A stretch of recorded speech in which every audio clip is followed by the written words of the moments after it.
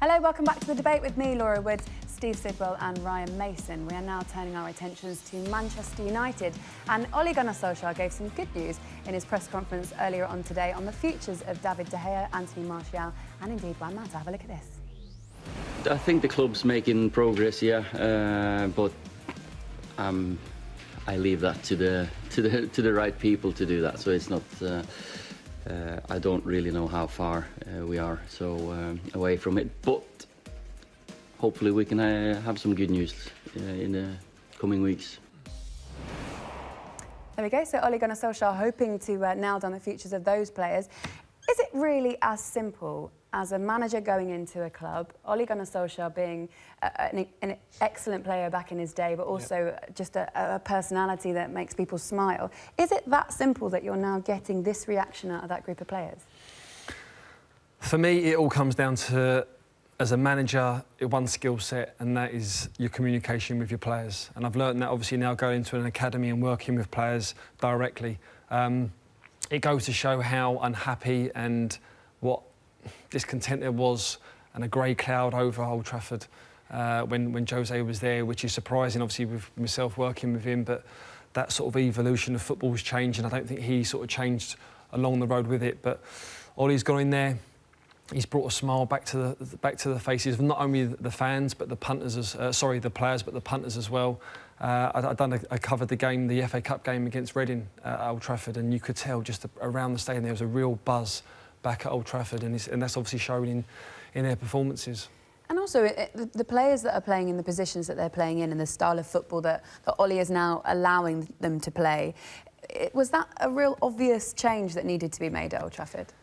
For me, yeah. I mean, you was crying out for it. Manchester United are top heavy. They have been for a couple of years now, and the defensive manner in which they were setting up, it was never going to get the best out of the likes of Rashford and Martial, Pogba, all of these players. I mean, you see now the way Manchester United are attacking teams. They're brave.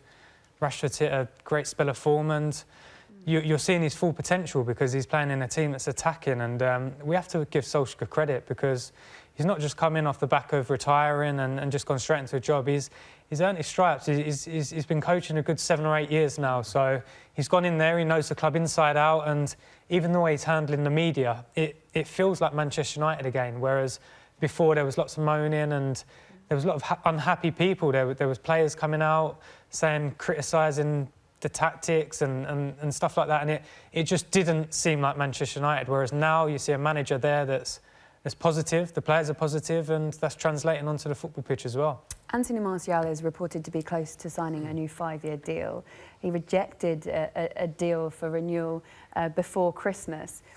Could this be the Ole Gunnar Solskjaer effect? Obviously, Ole doesn't deal with the transfers directly, but could this all be down to Ole now?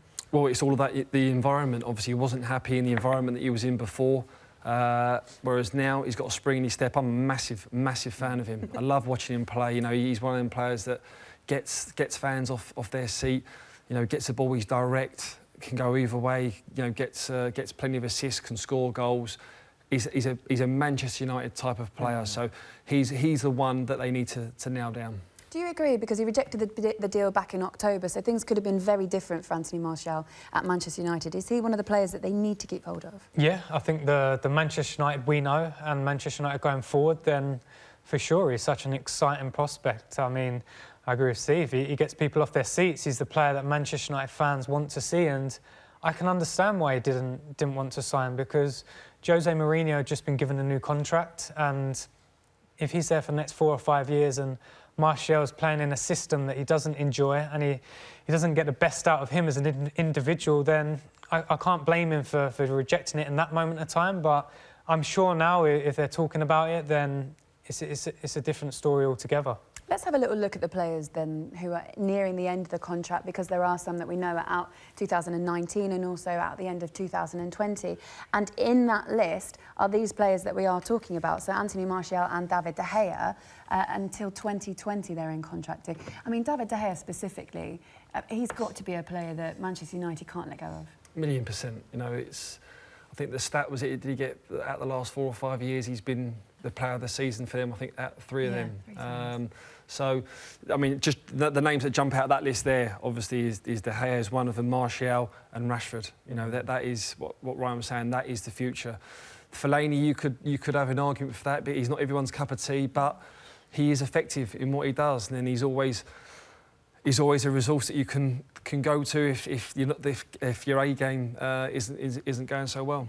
What happened to David De Gea at the beginning of the season? Because over the World Cup, it wasn't really the David De Gea that we knew, and then it was almost like a hangover that trickled into this season under Jose Mourinho. But there's been a big change in him since Ole Gunnar Solskjaer came in.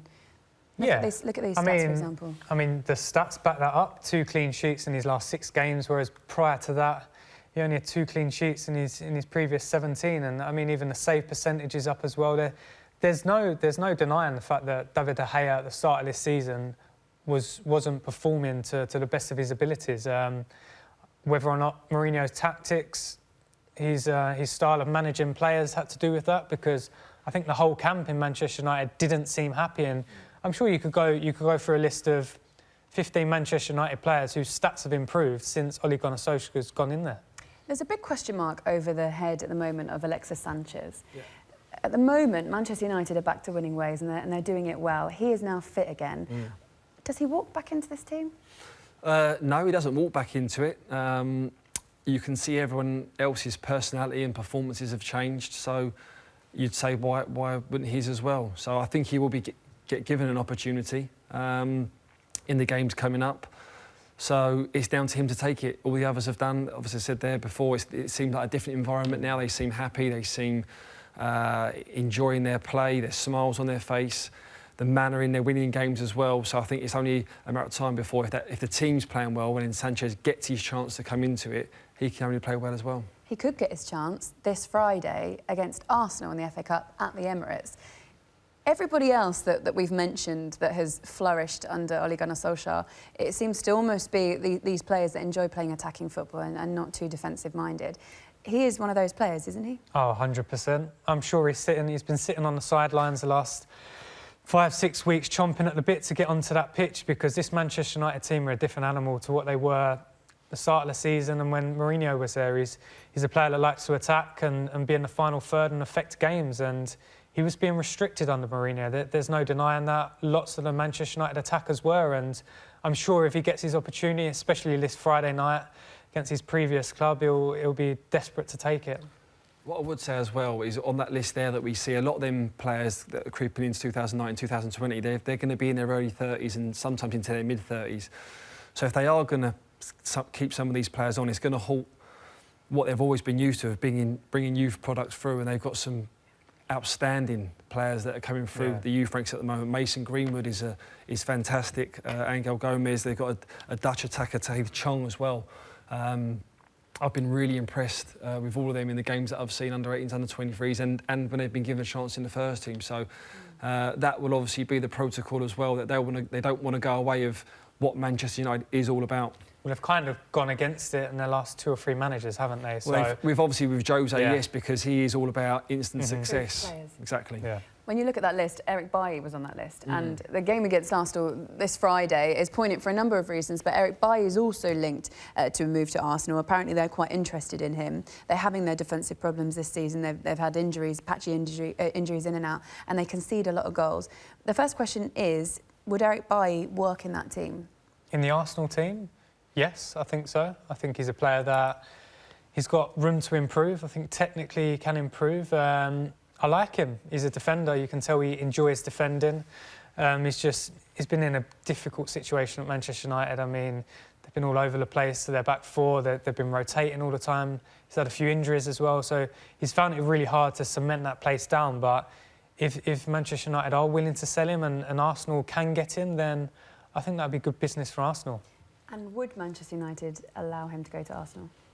We've seen dealings before, haven't we, go that way, with obviously Van Persie and Mkhitaryan, Sanchez, so you wouldn't say no. I think with Bailly, I mean, I look at him, I felt sorry for him at times. It was just the inconsistency with how he played. He'd have some, outstanding games when you're watching, and the next time he'd be really poor. But I think the times that he has been poor, he's just been overexposed. That formation that Jose was setting up, and the protection in front just wasn't there, and it just left them, you know, exposed, the whole back four, but obviously individuals as well. That game Friday night in the FA Cup, who do you think wins that game? And then the second question is, who finishes higher in the Premier League? The FA Cup tie is really exciting for a neutral, because obviously Manchester United have hit a real bit of form, and if the Arsenal turn up against Chelsea and turn up against Tottenham in the game at the Emirates early on in the season, then we're going to be in for a really good game. But that's what's let Arsenal down at times this season, their inconsistency. If I was to side with one team at this moment, I would go with Manchester United because of their attacking flair and the pace they've got to hurt the back four of Arsenal.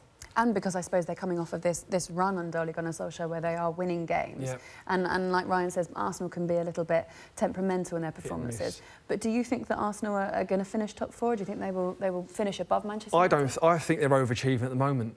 I really do. And I said this at the start of the season, and the majority of Arsenal fans were saying this at the start of the season. They didn't know where they was going to end up. They really didn't. They thought top six would have been a push. It was obviously a transition period. It's gone obviously better than expected.